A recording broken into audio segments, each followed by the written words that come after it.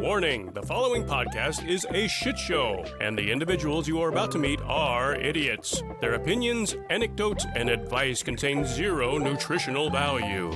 This is the critical human condition and all of its strangeness. This is life, according to an idiot. And a 1, and a 2, and a 1, 2. Hello. Hello. I'm Jeremy. My name is Mo. And you have found us in the middle of a brand new mini-sode. Look at that. New mini-sode and new location. So if something sounds different to you, it could be because we are in a different basement. Wow, we were originally in your parents' basement, and now we have moved on to my residence basement. That's right. You can just say yeah. My house.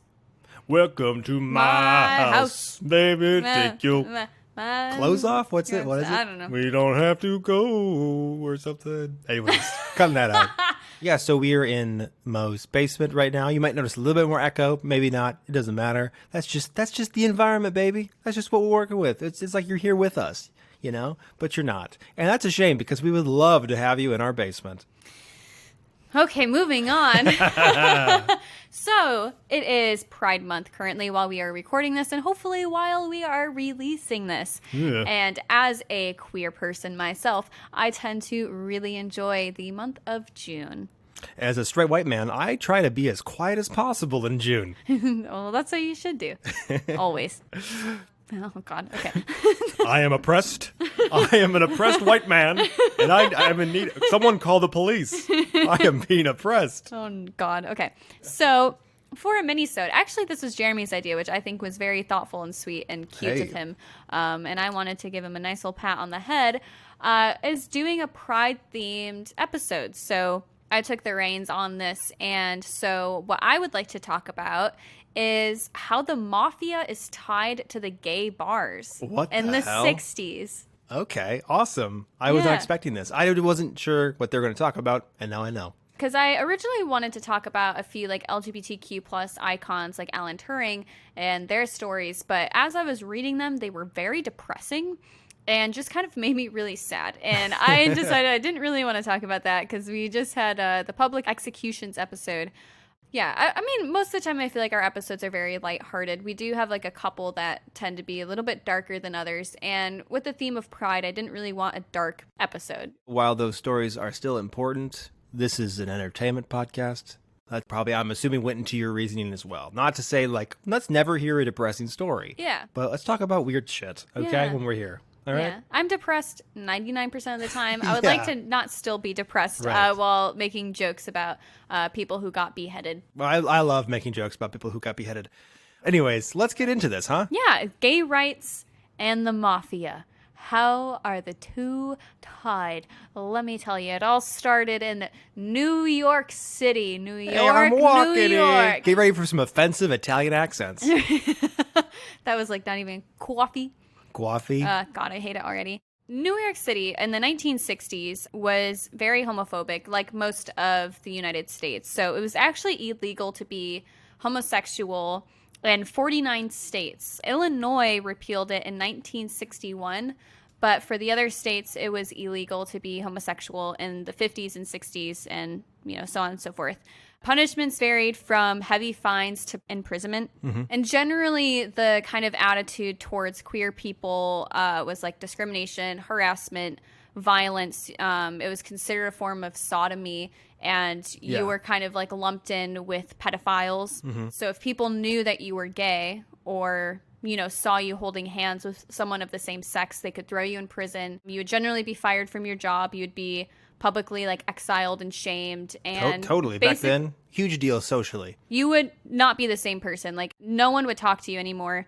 And this was like 60 years ago, which is kind of crazy. Yeah, to not think about. Super long ago. And also, to be honest, there's still parts, it varies so widely, but there's parts of the country, just certain families or whatever, it could still be the norm to socially exile somebody for coming out for sure as just not straight. Definitely in other countries, where you can be killed for being gay. Still, very serious issue. I mean, luckily we have progressed quite a bit. And a large part of that is thanks to what I'm going to talk about. Ah. So gay bars became havens in New York City in the 60s because they allowed for gay people to be gay. And dancing with someone of the same sex was a big thing. The police really fucking hated, like, significantly.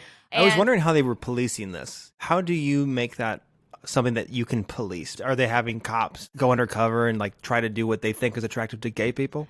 Look at me. I can't throw a baseball. Some very outdated 1960s stereotype. You sucked my dick. Now I have to arrest you. But I'm also in love with you, so this is confusing.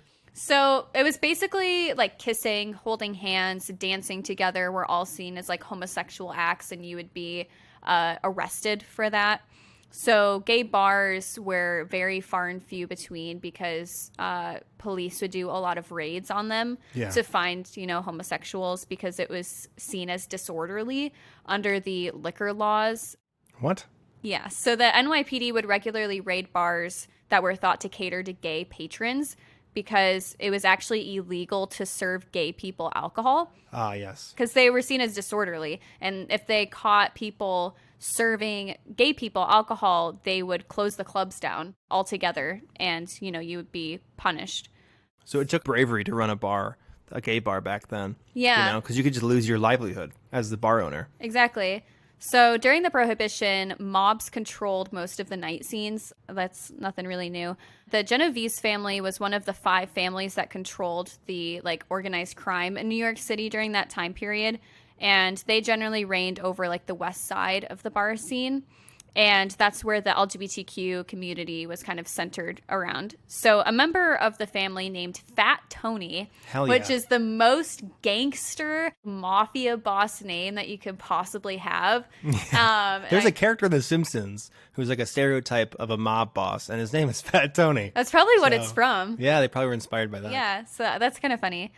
So Fat Tony bought the Stonewall Inn in 1966 and decided to turn it into a gay bar and nightclub. So he actually paid the police department $1,200 a week so that they could ignore the club and, let them be gay. And this was the only club that allowed gay people to actually dance with one another and actually feel welcome. So this was a hoppin' fucking spot. It's probably why he was able to afford to pay them that much money a week. He was probably making a lot of money. He was making so much money. So the police would still raid regularly, but they would warn the establishments first. So the owners would change the lights. It would be blue, and they would change it to white to let the patrons know that the police were coming, so they could stop dancing, sexually bumping rumps on each other. Oh boy. And stow the alcohol away, so that they wouldn't be arrested when the police came. Generally, they would arrest men in drag or women. I thought this was really interesting. They would arrest women for wearing less than 3 pieces of traditional female clothing. So if a woman wasn't wearing a dress or things like that, then they would be arrested. If they decided to wear a pantsuit, things like that. So if they're wearing more or less than 3, what did you say? They would have to wear at least 3 pieces of traditional feminine clothing. Okay. But if you're wearing a dress, that limits you. I think they're talking more of butch women, right? Women who like to wear suits or wear pants, because women wearing pants weren't very common. No, right. During this time either. That was a whole revolution on its own. Women being normalized in wearing pants, because that was strictly a man thing. Yeah. That was only for men. Only men could have 2 visibly apparent legs. Right. They wanted women to look like a snake with feet at the bottom. Yeah, easy access. Easy access. Disgusting, but true. Yep. Mm-hmm. So they would go as far as to send officers into bathrooms to verify people's gender, which is kind of wild. That's gross. Pretty gross. Pretty gross stuff. Hey, I'm just a regular, not police officer. Mind if I check out your penis and or vagina? All right. Just walking around. Don't look at me, just a regular patron. Right. Is this a real dick? I think I gotta suck it to make sure. I'm going to have to kiss you on the lips to make sure that you're really a man. I'm sorry. Sorry, are these real breasts? Let me honk them real quick. Let me honk them. That probably did happen with fucking male police officers. Right. They said it was mostly female officers, but oh. I don't know how much I believe that totally. Okay. Yeah. So I didn't even know there were female police officers at that point. I wouldn't imagine there'd be that many. Right. Did they wear dresses? Probably not. Can't even imagine what like a female police uniform would look like. Probably normal, but maybe embarrassing. Yeah, I feel like they probably wore skirts, like pencil skirts. That's what my mind goes to. But like, how would that function? Easy access, baby. Easy access. Woo, woo. So, you probably heard of Stonewall, I'm assuming. Yeah, Stonewall Jackson, the prolific Civil War general. I love that. Is that actually a guy? It is, but not. I was being facetious, but I feel like only the dads that listen to this podcast is going to understand that reference and will joke, like some laugh guy at named it. Terry is be like, I'm a Civil War enthusiast. Thank you, Jeremy. Right, I have read 50 books on the Civil War. They need to be represented as well. Just as much as we have a Pride Month, we need a dad that likes the Civil War month. Why is that such a dad thing, though? Like, I feel like universally, dads just fucking love wars.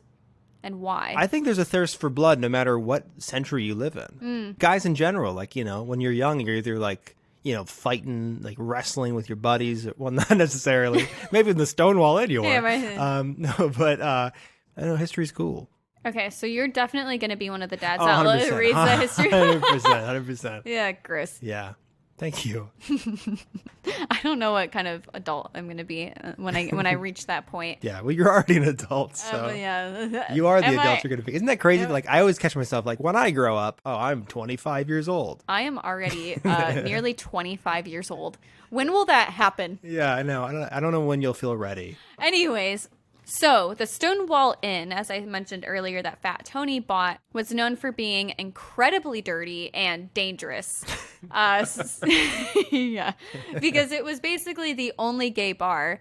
So they got to get away with that, right? Because that was the only place where you could be yourself. You're going to take what you can get, essentially. And like the mafia knew that, unfortunately. Oh, yeah. They're like, well, they'll take anything. Exactly. So they had no running water. The glasses were cleaned by being dunked in dirty water. The toilets regularly overflowed, and there was no fire or emergency exit. My goodness. It was a death trap, basically. And it was actually someone coined them as a huge source for a hepatitis outbreak because they just dipped dirty glasses in, oh my God, a tub of dirty water to clean it. Well, the alcohol is going to do most of the cleaning for you, Mm-hmm. If I put whiskey in here, it'll be clean. Despite like all the shortcomings, it was still like a central point for the community to escape. Yeah. It was the only place gay people could openly dance together. Drag queens were welcome, and homeless youths could be off the streets. Because if you were found out to be gay when you were young, you were typically kicked out of your house, which still happens today, but it was a lot more widespread, I think, during that time.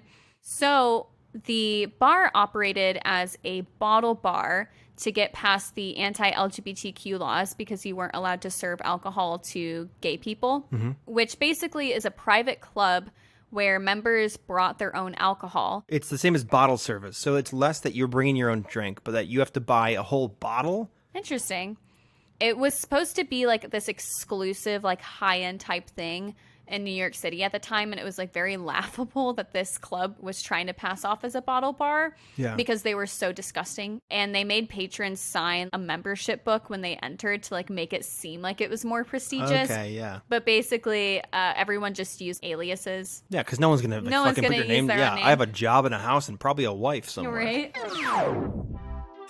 Hey, Jeremy. As you know, it is Pride Month, and something to be very prideful of this month is your balls. My balls? Yes, your balls, Jeremy. And luckily, we have a great sponsor to help you with that. This episode of According to an Idiot is sponsored by Manscaped. Manscaped offers precision-engineered tools for your family jewels. For countless men, grooming can be a confusing and even painful chore. And if you're anything like me, you've had so many close calls shaving with bad razors that it's a miracle you aren't currently hitting the high notes in a ballless barbershop quartet.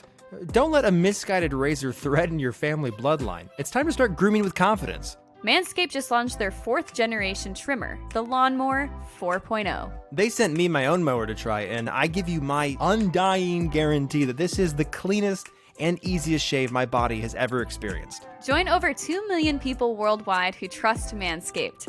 With this exclusive offer for you, You get 20% off and free worldwide shipping with the code IDIOT at manscaped.com. That's 20% off with free shipping at manscaped.com and use promo code IDIOT. Unlock your confidence and always use the right tools for the job with Manscaped. Thanks, Manscaped.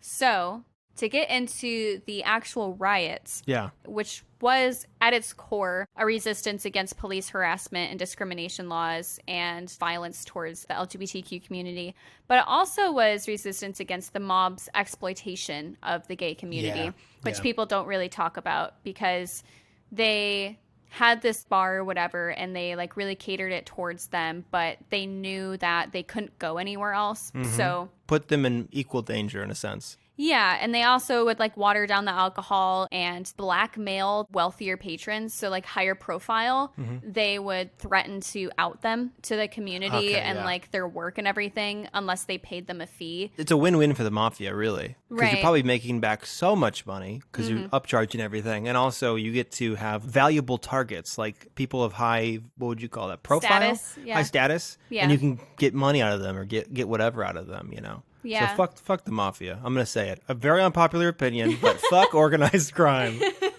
I'm going to say it. Right. That ended up being like the most profitable aspect of it for them was the blackmailing. I bet. Kind of interesting, I thought. So the actual riots began in June of 1969, which is fucking amazing that it was 1969 because Because of the dual fellatio? because the dual fellatio. Dual fellatio is pretty cool. Right. Common lesbian act. I'm sure a common straight act as well, but I don't care about them. It was common for the lesbians. Yeah, because you got to find something to do, and you found that. Boom. That's the move right there. That's the move. 69. And so in June of 69, a raid of the Stonewall Inn occurred where the police violently hauled employees and patrons out of the bar. So traditionally, like I said earlier, they were warned beforehand so that they could kind of prepare. And this time they weren't. And they were actually raided like a couple days earlier. So this really was like a huge fuck you to the bar and like everyone that was in it. At one point, an officer hit a lesbian over the head when forcing them into the police van. And she shouted basically to the crowd to act. And they started throwing like pennies and bottles, stones, and just like anything they could get their hands on at the police officers for being so violent to everyone. Yeah. And within minutes, a full riot erupted with hundreds of people. So it's not funny, but kind of funny. The police and a few prisoners ended up barricading themselves in the bar, which the mafia attempted to set on fire. Oh my god, yeah, we don't even need this shithole. All right. Yeah, They're like, fuck fuck you. them. Fuck the police. I imagine that's how he's like, fuck the police. Yeah.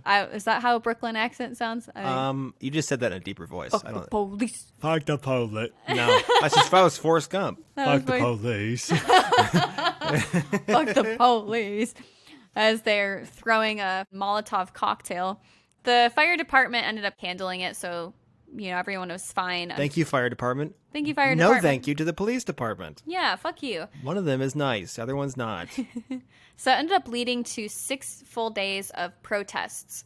Wow. The aftermath of the Stonewall riots, obviously a lot of attention was brought to LGBTQ plus rights and the decriminalization of LGBTQ people. It wasn't illegal for them to get alcohol anymore, you know, things like that. And a lot of organizations sprung up from that as well, like the Gay Liberation Front, the Human Rights Campaign, which are huge even now for LGBTQ advocacy and like education. And the 1-year anniversary of the riots, thousands of people marched the streets from Stonewall to Central Park, which ended up being the first gay pride parade.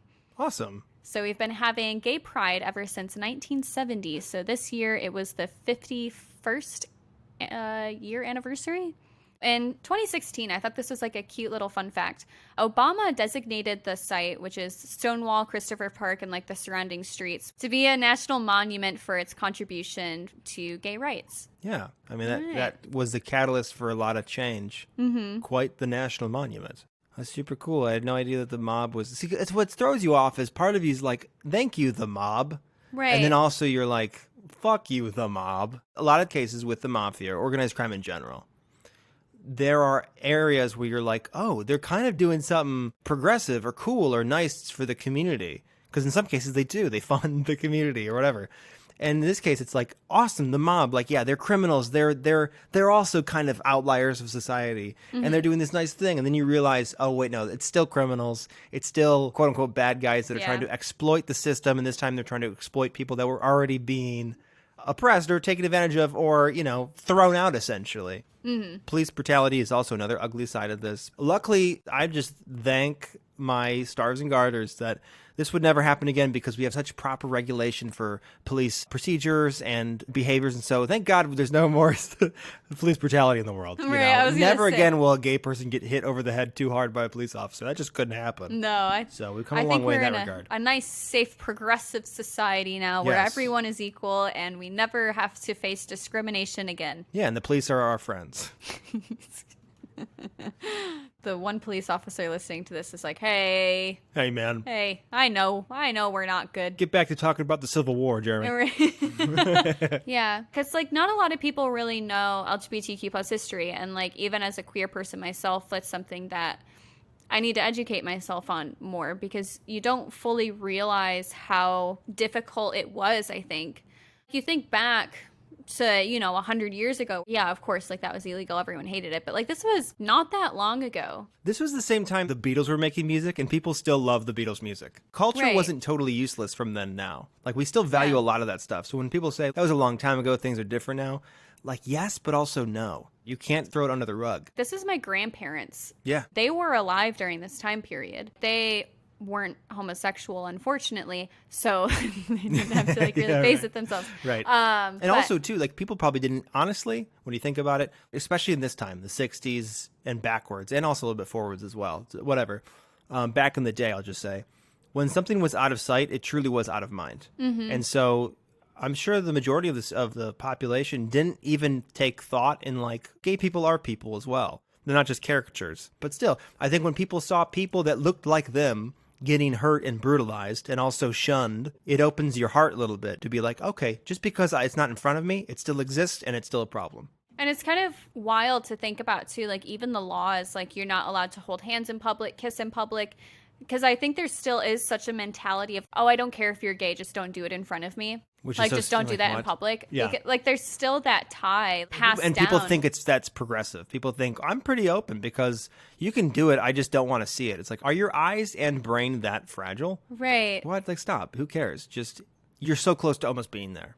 Yeah, you're just so go close. The full length. And just truly don't care by being not in the way. I don't know. But it's also kind of nice to think about how far we progressed in that time period.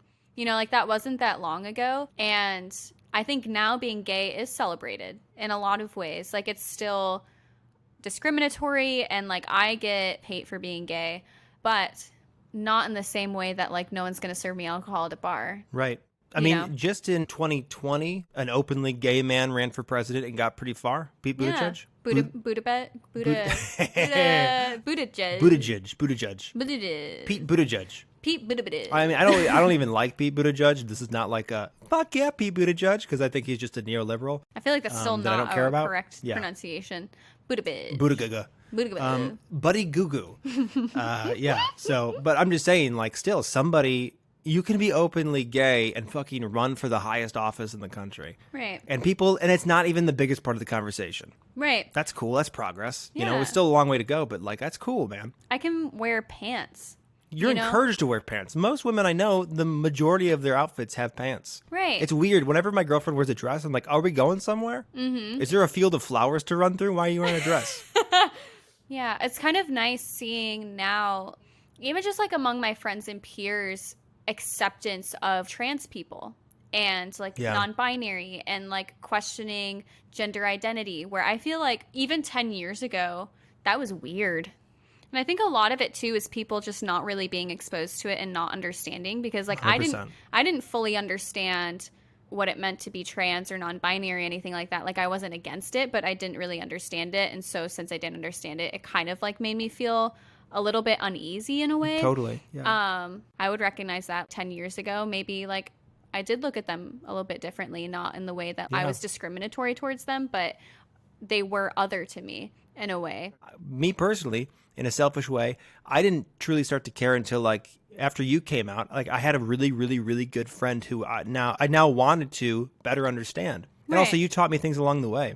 Mm-hmm. And so I think for a lot of people, like it does help to know somebody who is going through it. Like personal exposure to it. Yeah, personal exposure to open your heart to it a little bit. Because I think we do look at us versus other people. Like we tend to lump things into categories. And I think it's okay to recognize that about yourself. Like it's okay to have those initial feelings, but you also should explore that a little bit and maybe challenge yourself to become more aware and educate yourself and talk to people about their experiences, because we're all just human beings and we're all just trying to live this life and, you know, love one another. And we're really not all that different. Totally. I deserve to have alcohol just like anybody else. I deserve to wear fucking pants. And not catch hepatitis. And not catch hepatitis. And also I want to fucking mac on a lady on the street and not be weirded out by that because people are fucking staring at me. I want to get my dick sucked by a cop in a bathroom and not end up in jail.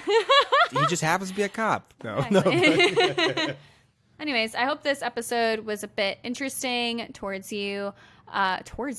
I hope this episode was interesting for you and maybe you did a little bit of learning something. I know it's a bit different than our typical type of story, but I thought it was interesting to tie in the mafia and gay people. Yeah, very interesting. And a joyous Pride Month to everybody out there, and a joyous Pride Month specifically to you, young Mo. Woo. Thank you all for listening. I love you very much, and I hope that you have a wonderful and safe week.